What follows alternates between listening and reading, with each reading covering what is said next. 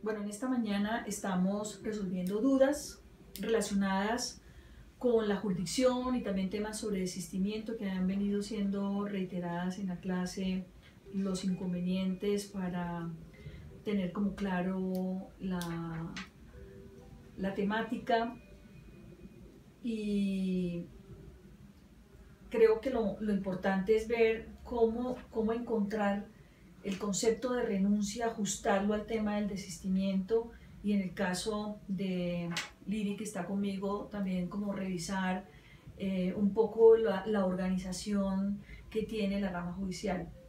Antes de empezar este video estuvimos conversando de las preguntas que iban a desarrollar aquí en directo, y son varios temas, por eso los hemos como escogido en dos perspectivas. Uno dedicado al tema de desistimiento-renuncia y otro dedicado al tema de la organización que tiene que ver del Estado con respecto a la rama judicial y la distribución de lo que tiene que ver con jurisdicción y competencia, cómo se resuelven esos conflictos. Entonces, pues le damos la bienvenida a los dos estudiantes que me acompañan hoy, que es Carlos Eduardo López y Lidianela Furukawa, espero que haya dicho bien tu nombre, que nos acompaña en esta mañana de hoy para alimentar el banco de vídeos para los estudiantes, para que puedan también estudiar por este método. Entonces le damos la palabra a Carlos para que nos introduzca sus preguntas y podamos empezar a resolver. Pues no, lo primero es que pues yo tengo claro la diferencia entre el concepto de renuncia y desistimiento. El problema es que hay veces en la ley o en la jurisprudencia no sale como renuncia como tal, sino se refieren como un desistimiento de las pretensiones o con otras palabras se refieren a eso, y es lo que no me queda del todo claro. Ok. Esta es una pregunta que insistentemente los estudiantes se hacen cuando se leen el artículo 314 del Código General de Proceso. Es insistente, ¿por qué?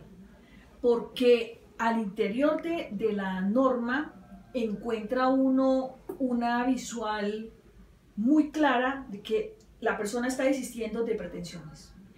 Y como lo vimos en clase, es una manera de salir del proceso, porque la persona tiene interés de salirse, porque tiene una defensa que puede ser muy débil, o porque sencillamente su parte le recomienda retirarse del proceso y salir del proceso.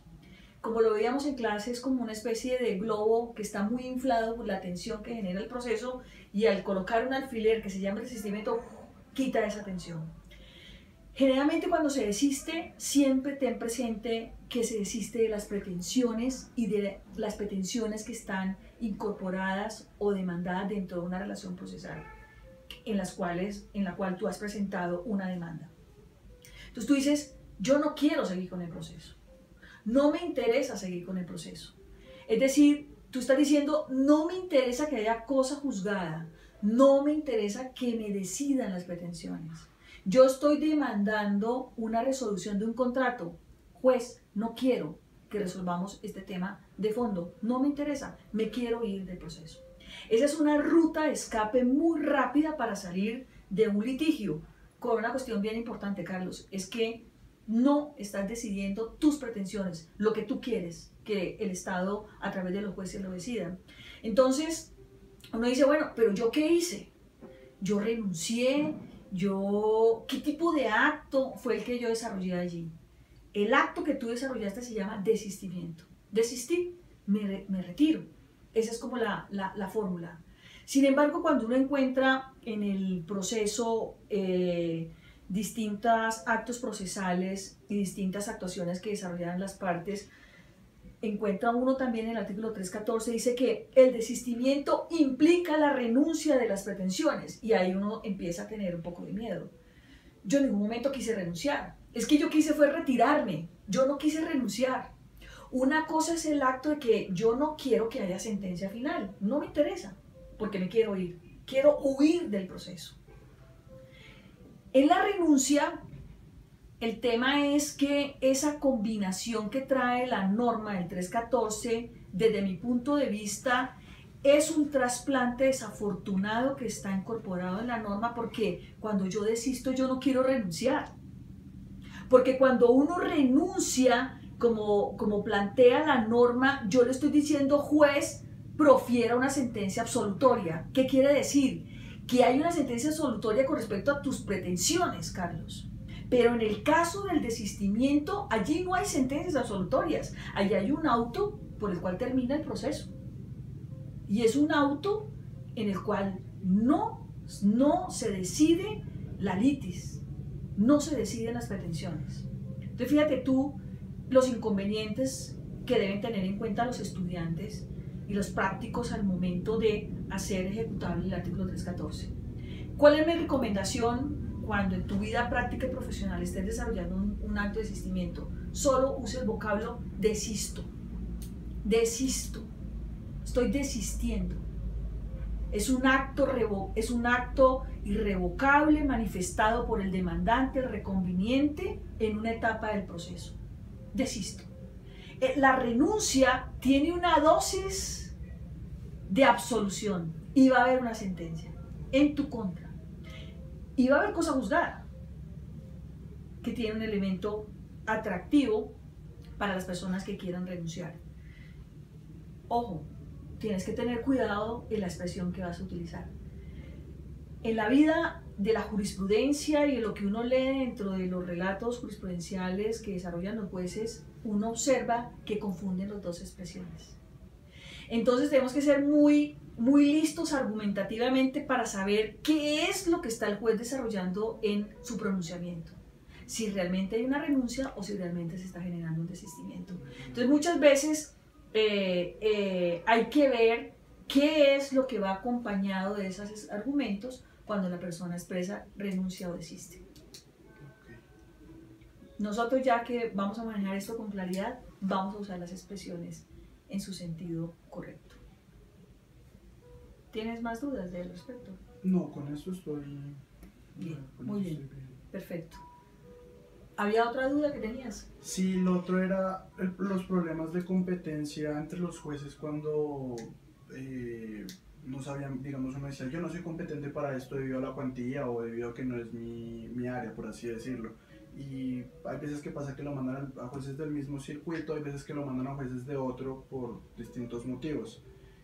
Y eso es lo que no me queda claro dependiendo en qué circunstancias, a qué instancia va, qué pasa. Sé que obviamente hay factores de jerarquía que afectan y hay veces que estos no afectan, pero que yo te diga que lo tengo extremadamente claro, no. Perfecto. No mentiras. Sí, hay cosas que debes empezar a mirar con más cuidado y que recomendamos a todos los estudiantes. Estudiar la jurisdicción y estudiar la competencia también implica conocer los organigramas, la vida orgánica de lo que implica una jurisdicción y una competencia. Eso lo vimos en clase, eso lo hemos estudiado, la visión orgánica, estática que implica la jurisdicción, la potestad de administrar justicia, tiene un semblante de sujetos a los cuales se les va a entregar una serie de casos para que ellos los vayan a llevar. Sin embargo, hemos visto que ha habido cambios en el concepto de jurisdicción y concepto de competencia desde la Constitución del 91 o antes de la Constitución del 91 y posterior a la Constitución de 1991. Hay cambios importantes. La jurisdicción en la Constitución la dividen en varias zonas, que las vemos con claridad en la ley estatutaria, en el artículo 11 de la ley estatutaria de la Administración de Justicia. Vemos cómo viene como resolviendo, o más que resolver, revisando lo que la Corte Constitucional, lo que la Constitución Política observa como jurisdicción. Sin embargo, esos cambios hay que tener cuidado. La ley 1285-2009, que reformó la ley estatutaria, ha hecho cambios importantes en lo que implica la visión estática, orgánica de la jurisdicción. Deja por fuera jurisdicción indígena, no porque quiera dejarla por fuera, sino por razones que motivaron en el proyecto de esa ley estatutaria que había razones para sacarla de ese artículo 11 de la ley estatutaria, porque la jurisdicción indígena es reconocida como jurisdicción, reconocemos sus actos, pero a través de ellos ejercen también función jurisdiccional, pero no hace parte del esquema del organigrama de nuestra justicia que está regulada en el artículo 11 de la ley estatutaria. Eso en el lado macro. En el lado por debajo de lo macro hay otra cuestión, es que las jurisdicciones están divididas en jueces y tienen los estudiantes que dominar esos organigramas. Los organigramas implica que deben conocer desde el juez célula hasta el juez de mayor jerarquía, y eso es importante reconocerlo. También es importante reconocer parte de nuestro sistema y de nuestra forma de país que tenemos es reconocer los distritos judiciales. Los distritos judiciales se dividen en circuitos y a su vez en municipios. Y hay departamentos que tienen dobles distritos en Colombia, o hay departamentos que solamente tienen un distrito judicial, y generalmente en su parte, su cabecera o el jefe máximo, por decirlo de esta manera, sería en este caso un tribunal que tendría como el mando. Entonces, si uno tiene la Corte Suprema, la Corte Constitucional, digamos que esos organismos plurales que están en la cúpula de la jerarquía de la jurisdicción son los que irradian a todo el nivel nacional. Por debajo vendrían los tribunales y por debajo vendrían los juzgados de circuito, por debajo una gran capa que serían los juzgados municipales, en los que están acompañados con jueces de competencia múltiple promiscuos. Son jueces que están allí. Ahora, lo que tú tienes que ver siempre, Carlos, al resolver un caso es tienes que conocer el distrito judicial. La rama judicial tiene una página de internet en la cual el Consejo Superior de la Judicatura tiene los mapas judiciales, y perfectamente puedes observar, conocer el distrito judicial donde vas a presentar una demanda, para saber cuál es el juez que te corresponde, junto con otras reglas que vamos a estudiar posteriormente de competencia, saber el juez que va a llevar el caso, y sobre todo lo que a ti te molesta y en el cual no estás muy seguro es qué pasa, no entiendo muy bien un distrito judicial, cómo se dividen los circuitos y los municipios. Esa es una cuestión de mirar un mapa, de mirar la geografía de un distrito judicial. Simplemente puedes acudir a un mapa, ver cómo está distribuido y ver si yo tengo una necesidad en un pueblo específico, cuál sería mi juez competente. Entonces ese es un problema muy sencillo que se resolvería con un mapa y que podríamos hacer ejercicios posteriormente para subirlos a estos videos, para que puedan ver cómo hacerlo, el cómo hacerlo.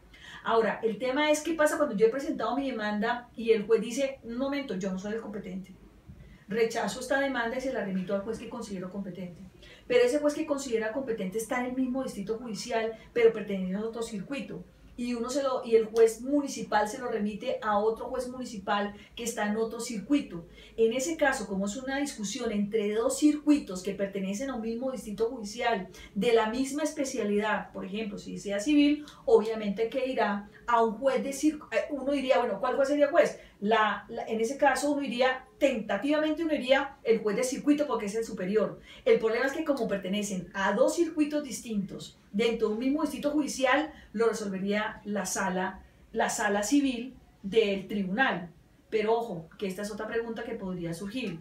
Si son dos juzgados de circuito, el primero rechaza la demanda, se lo remite a uno que considera competente. Este no se considera competente, se genera el conflicto de competencia, luego él tendrá que remitirlo al superior jerárquico. En este caso, como es la misma especialidad, irá a la sala civil del tribunal. ¿Me explico? Ahora, las salas mixtas es otra historia distinta y nos metemos dentro de la misma circunferencia del distrito judicial. Entonces, ¿qué quiere decir? Que son dos jueces de diferente especialidad. Uno civil versus uno penal, uno civil versus uno laboral, habrá conflicto, obviamente que irá a la sala mixta. Entonces, ese es un tema que hay que tener cuidado. Ahora, si los conflictos son en diferentes distritos judiciales, obviamente, si es de la misma especialidad, sin pensarlo dos veces, de la misma especialidad, irá a la Corte Suprema de Justicia. ¿Cuál sala? Depende cuál es la especialidad. Si nuestro caso es civil, pues irá a la sala civil de la Corte Suprema de Justicia, Sala de Casación Civil y de Familia y Agraria. ¿Me explico? Entonces, ya es una cuestión de agilidad. Estas cosas, queridos estudiantes, no se aprenden de memoria. Estas cosas se aprenden conociendo su organigrama de su país, apropiándose de su país, conociendo un poco más la forma como está distribuida los distritos judiciales, y dos, haciendo muchísimos ejercicios. Muchos ejercicios, porque en clase hemos visto que hay gran variedad de excepciones que debemos manejar. Y hay muchos temas que se quedan por fuera, Carlos. que no los hemos desarrollado y que a futuro quiero que trabajemos. Con el código de policía, por ejemplo, hay funciones que se han determinado para los inspectores de policía que han venido siempre actuando como colaboradores de la rama judicial, pero el Código de Policía en una de sus normas plantea que, en uno de esos parágrafos plantea que no tiene los inspectores de policía ese tipo de función jurisdiccional y pareciese como si ellos no tuvieran esa capacidad de colaboración. Pero aquí estamos frente a un concepto diferente que tenemos que empezar como a analizar, que es una competencia colaborativa. No tengo función jurisdiccional, pero tengo competencia colaborativa con el Estado, porque el Código de Policía y toda la gama de instituciones que hacen parte del Código de Policía son colaboradores de los jueces. Pero eso es otro tema que seguramente adelante lo vamos a exprimir para que los estudiantes puedan desarrollar habilidades de competencia allí. Era eso.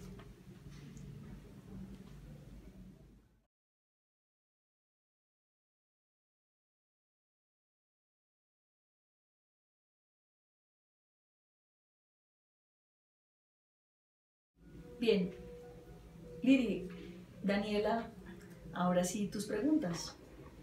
Bueno, tengo una pregunta con respecto a la conciliación preprocesal y procesal, y es que no me queda clara la diferencia entre ambas. Ok. Ten presente esto que es bien importante. El potencial de resolución de conflictos que tienen los colombianos antes de acudir al sistema judicial es amplio. Amplio es amplio. Estamos hablando de más de 8.100.000 casos que son los que se registran en las investigaciones de necesidades jurídicas insatisfechas. Estamos hablando casi de 5, y pico millones de casos que son resueltos por muchas vías, en especial por autotutela lícita, pero también hay un componente amplio de conciliación. La institución de la conciliación es de los años 90.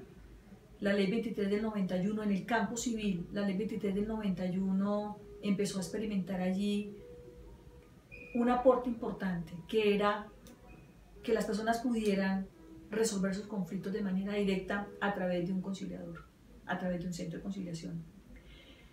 Y empezó a desarrollarse una cantidad de actos alrededor de este tema, y esto era previo al proceso. Hubo una gran cascada de demandas que se presentaron en la ley 23 de 91 y otras que le siguieron a ella, atacando el tema de que la conciliación se hiciera previa y obligatoria. En campos como el laboral, contencioso, generó mucha tensión. Sin embargo, en el campo civil, con la ley 640 de 2001, se estableció, se institucionalizó la conciliación previa al proceso.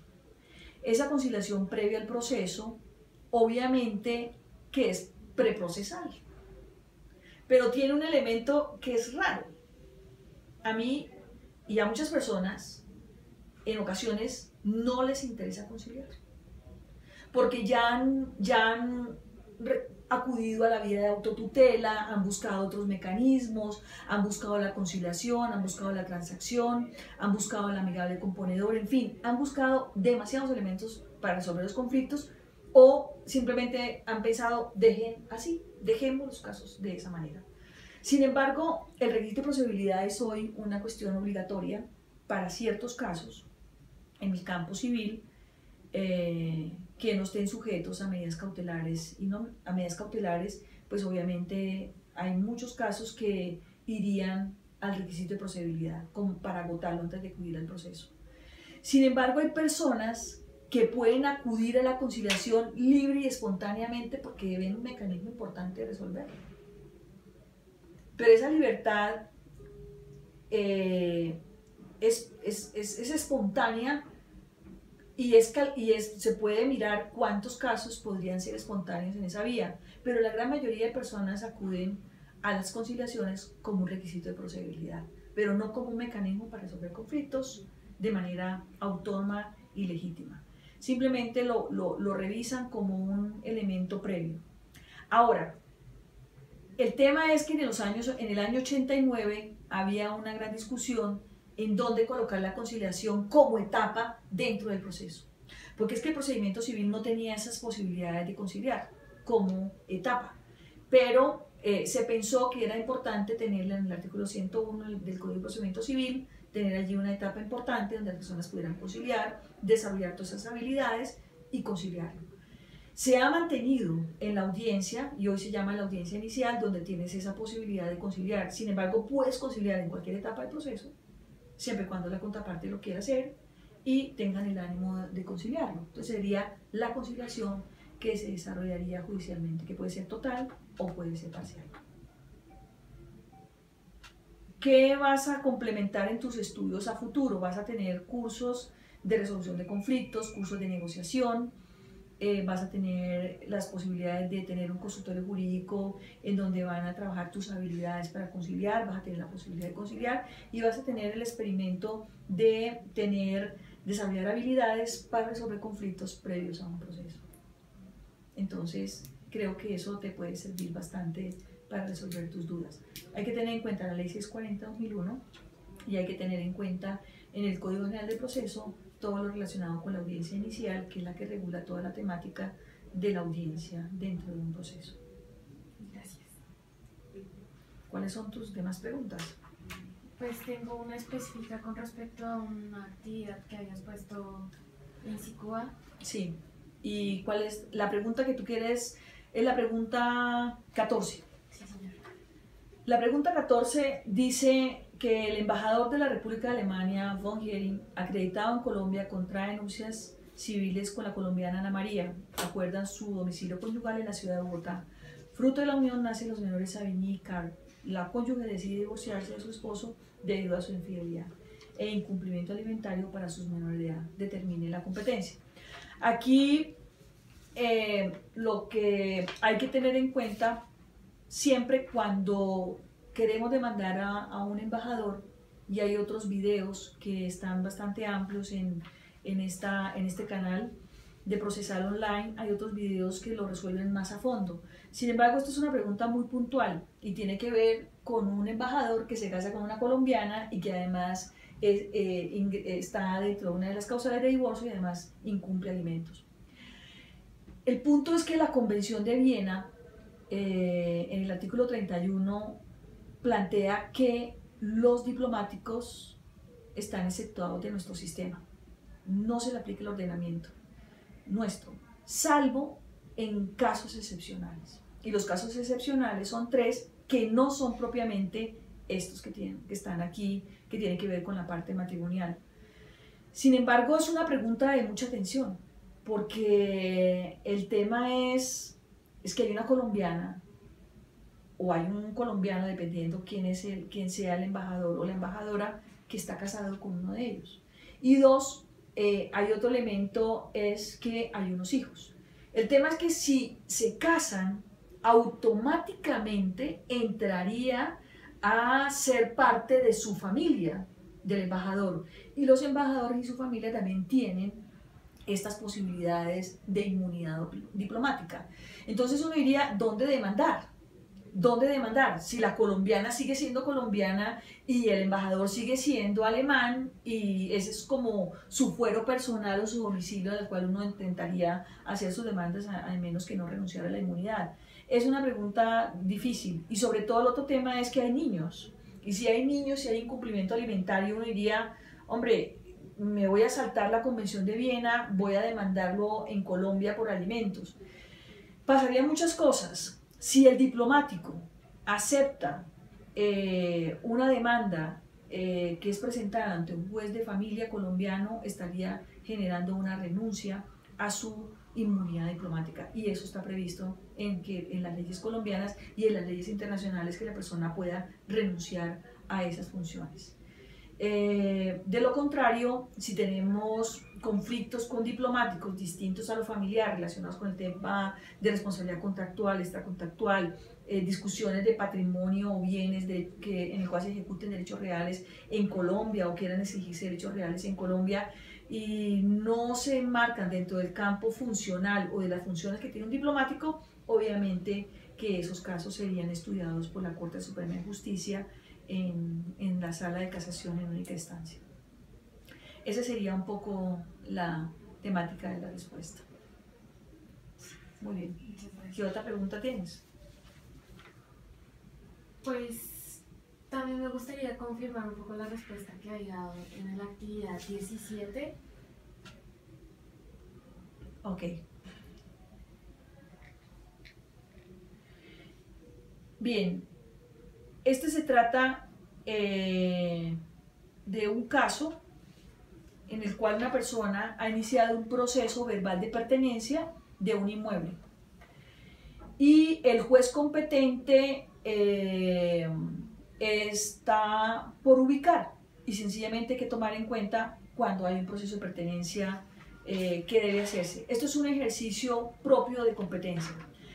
Generalmente el primer factor que utilizaría es el factor subjetivo. Factor subjetivo, pues uno diría, pues es una discusión entre Manuel versus otra persona cualquiera colombiana, pues perfectamente no habría factor subjetivo. Inmediatamente uno se iría al factor de competencia para mirar desde el punto de vista objetivo cuál sería un juez que por naturaleza del asunto llevaría este caso. Uno diría, bueno, el juez sería civil, es un juez civil. El tema es saber cuál juez, si es un juez municipal, un juez de circuito, ¿qué juez? De acuerdo al código que tenemos actual, el Código General de Proceso, la determinación de la competencia para asuntos de pertenencia, el estudiante debe acercarse al artículo 26. El artículo 26, en su numeral tercero, dice: en los procesos de pertenencia, los de saneamiento de la titulación y los demás que versen sobre el dominio o la posesión de bienes por el avalúo catastral de ellos. ¿Esto qué significa? Que tú tienes que tener claro cuál es el avalúo catastral del bien. Supongamos que el inmueble vale 500 millones, pues sencillamente tú dirías, automáticamente sería un proceso de pertenencia que lo llevaría un juez de circuito. Entonces sencillamente utilizarías la regla que tiene el Código General de Proceso e irías a la norma particular que regula el artículo 20 y serían los asuntos de mayor cuantía que llevaría un juez civil de circuito. Ahora, el otro tema desde el punto de vista territorial: ¿qué pasa territorialmente? ¿En dónde voy a demandar? Si en el domicilio del demandado o en el domicilio, en el lugar donde se encuentra el bien.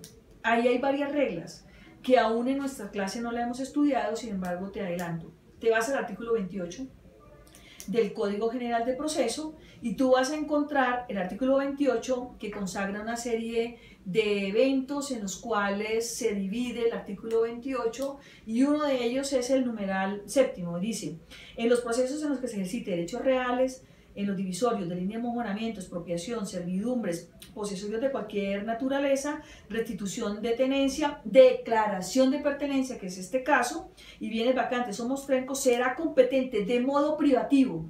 Es decir, no va a haber otro juez, de modo privativo, el juez del lugar donde se encuentren ubicados los bienes. Y si se hallan en distintas circunscripciones territoriales, en cualquiera de ellas, elección del demandante. Entonces, si yo tengo un inmueble que me ocupa 2 espacios, 2 municipios, yo elijo en cuál de los 2 jueces voy a entrar a demandar. Eso sería el ejercicio que tú organizarías. Luego ya habría otro factor que tiene que ver con la conexidad, que tiene que ver ya con el tema de cómo plantearías tus pretensiones, o en el caso de que hubiese una acumulación de procesos que harías, pero no aplica en este caso en concreto. ¿Está mejor? Sí, señora. Bueno, fíjate que yo lo resolví muy naturalmente y es muy sencillo. Esta es una pregunta muy sencilla para cualquier profesor de procesal. Sin embargo, para los estudiantes el tema es encontrar una metodología. En nuestro curso tenemos ubicada una metodología muy interesante para poder llegar a estas respuestas con facilidad.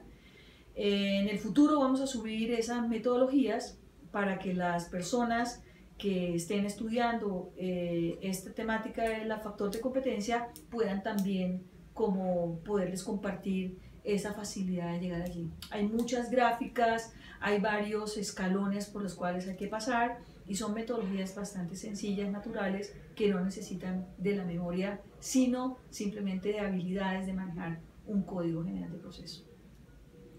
Bueno, Lili, muchas gracias por venir el día de hoy y los esperamos a las personas para los próximos videos.